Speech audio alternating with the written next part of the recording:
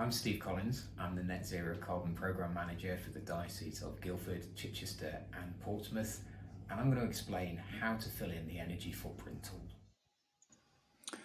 We're going to walk you through completing the energy footprint tool for a church and a church hall, which also has solar panels for generating electricity. The first step is to log into parish returns for your church and then choose the option to enter data using this option here. This will take you to the summary screen. In this example, you can see a parish which has 3 churches. You'll need to submit energy footprint tool information for each church separately if that is the case in your parish.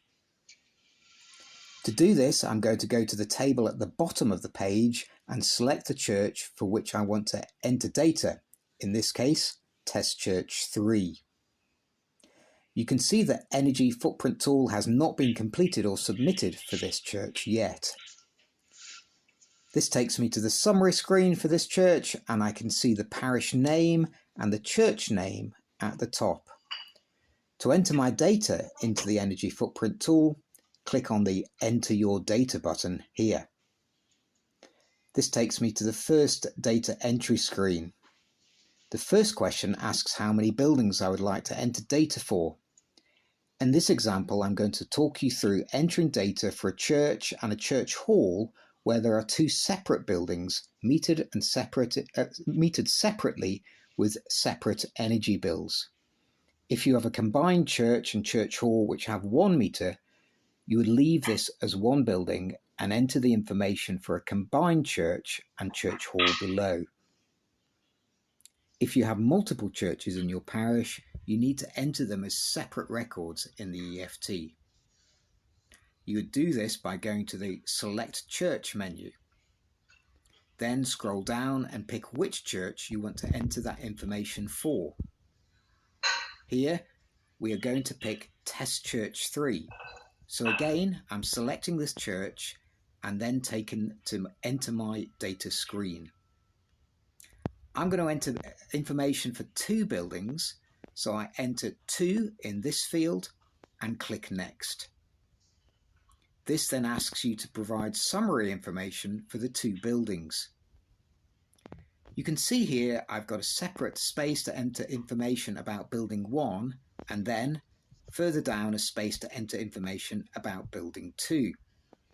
This first building will be the church. I'm going to give it a meaningful name and then I'm going to select that it is a church rather than a combined church and church hall. My church has electricity, gas and on-site solar PV. If you have a building which uses a heat pump, you'll need to select green heating technologies here, but also electricity, because that is the electricity source for your heat pump. Then you can scroll down to enter the information for the church hall. I'm going to call this church hall, but of course, give it this a name which is meaningful for you in your local context. And I'm going to select that it's a church hall. Now, in my example, the church hall only has an electric boiler, and I'm only selecting electricity. Then scroll down and click Next. This takes me to the first data entry screens. As I'm navigating through the energy footprint tool, I can always see what building I'm entering information for by looking at these tabs on the left-hand side. The tab that is white shows me the building for which I'm currently entering information. So I can see entering information here for the church, and then we will move on and enter information for the church hall, and then any work-related travel. You can also see how far through the energy footprint tool you are at any one point. If you run out of time to complete the EFT or need more information, you can stop and your information entered will be saved. Then you can come back to the tool when you have more time or the additional information. For my church, the main source of heating is a gas boiler, so I select Mains Gas. These questions then relate to my electricity supply, because on the first screen I selected that the church uses both electricity and gas.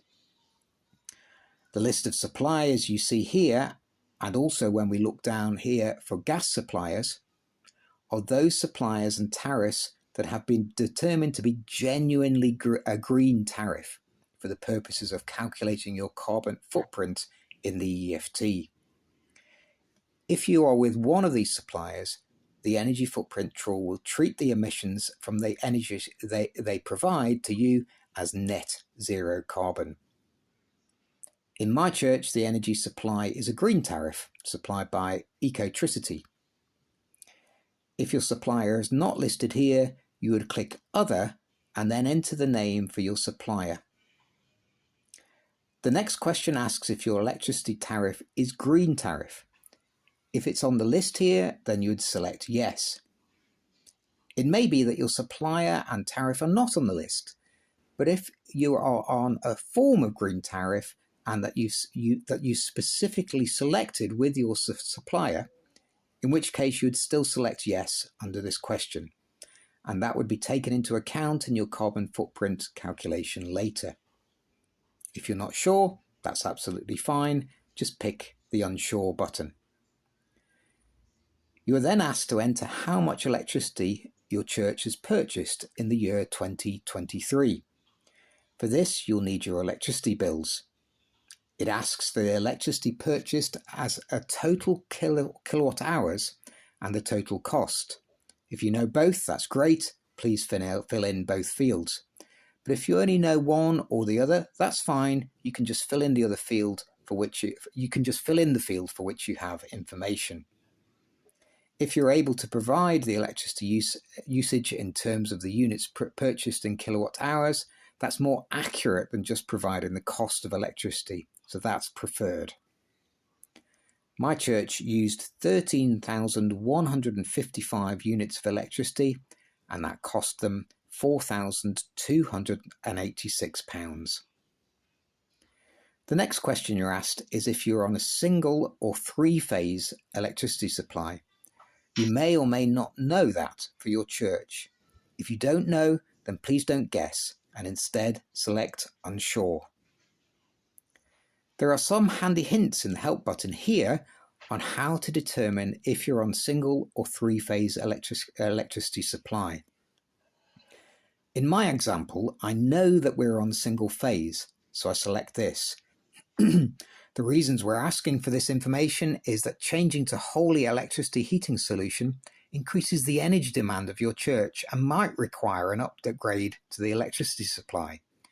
This is not needed in all cases, but capturing this information about all our churches can help us understand where we might need to be more strategic and find a solution for this, or to consider providing grant support in the future. We then move on to our gas usage. The first question is about your gas supply and tariff, in a similar way to the question about the electricity supply and tariff above. My church is on a green tariff with Green Energy UK. My tariff is a green tariff, and this church purchased 77,251 kilowatt hours of gas that cost them £7,592, substantially more than the electricity. The next question asks about the approximate age of your heating system. This does not need to be a completely accurate figure. An indicative answer here is helpful. In this example, my boiler is quite old and possibly inefficient, so I've entered 15 years. If your church has an old heating system, you should be starting to think as a church about how you will replace the heating system when the boiler comes to its end of life, and how to avoid a situation where the boiler fails in the middle of winter. My church has some solar panels on the roof, so I'm going to answer yes. In this example, I'm imagining the solar panels were installed before I joined this church, so I don't know the installed capacity. If you do know it, please include it here. I do know how much electricity the solar panels generated in 2023. That was 1,500 kilowatt hours.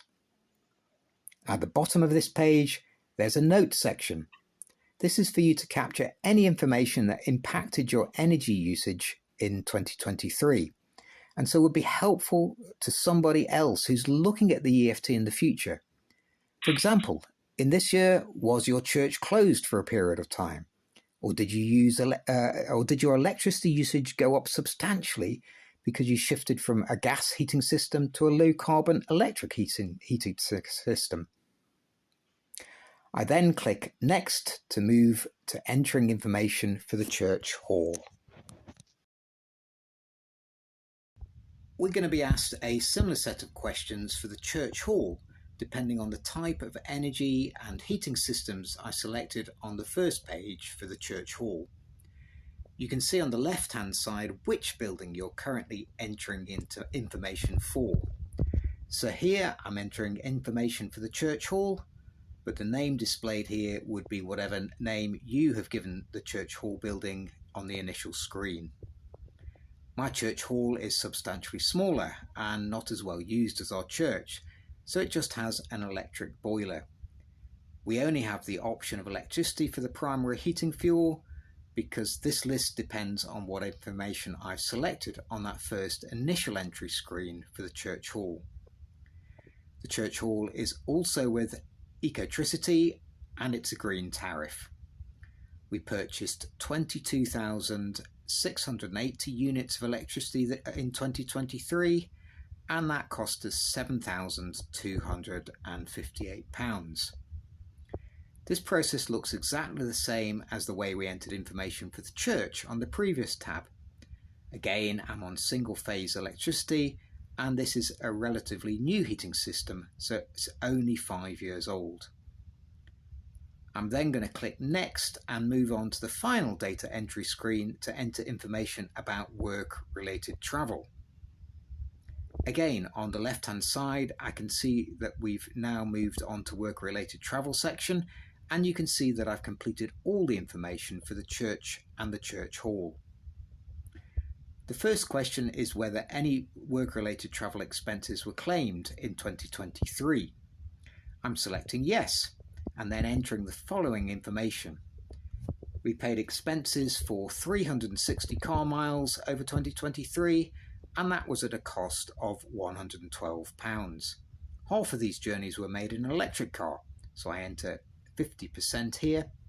You can enter 0 or leave blank if unknown.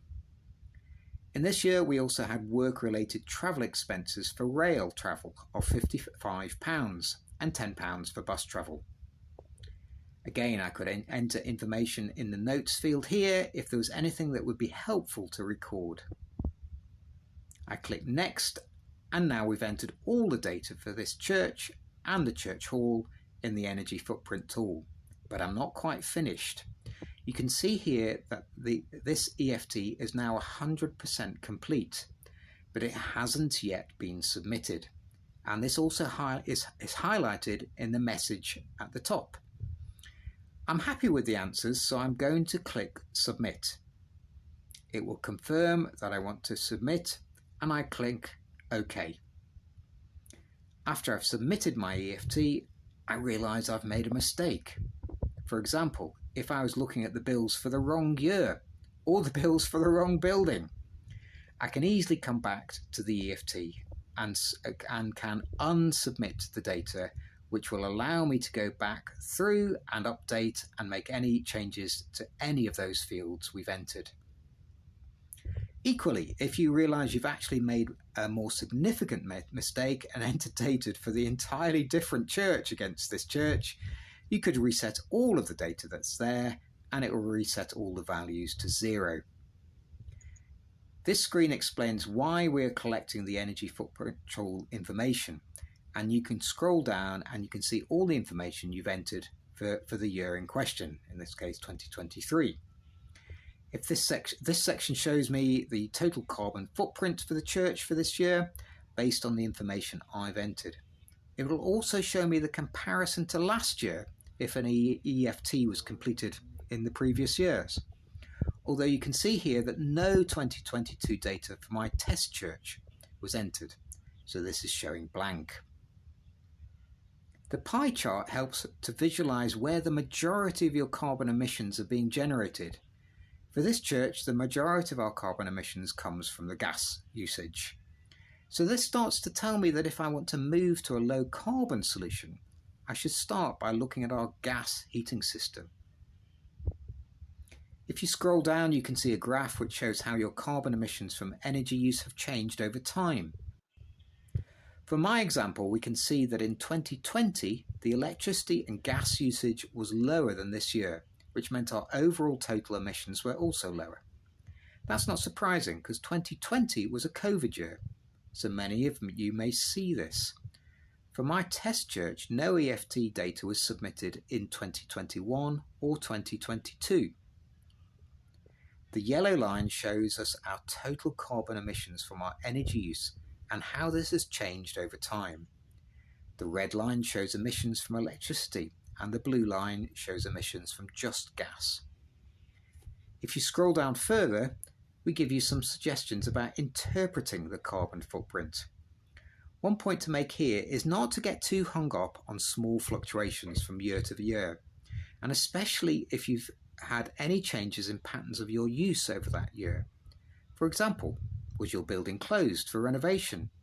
Or had your heating system failed in a given year? If it's been a period of extremely cold weather this year, you'll see your energy use go up. Equivalently, if it's been a mild year, you'll see your energy usage go down. What you really want to look at is those long-term trends to understand how you're progressing on your journey to net zero carbon. If you scroll down a bit further, we give suggestions on initial points you should think about in driving down your carbon emissions. And then further down, sources of more information which you can click through. Lastly, if you scroll down a bit further, you can then see a summary of all the information you've entered into the EFT today. On completion of the EFT, we are encouraging parishes to print off a report and take to your annual PCC meeting for discussion and to consider your first or next steps in your net zero carbon journey. To do this, you can click on Print and download the report. You'll first see this pop-up window which explains how to save the report as a PDF. You would then click on the Open Print dialog and go down through the process and save it as a PDF. This will look slightly different depending on your own computer and operating system, so I won't walk you through this here and will cancel instead. One last thing to say is you can now see here that your energy footprint tool is 100% complete and submitted. And that's it. Go and fill in yours.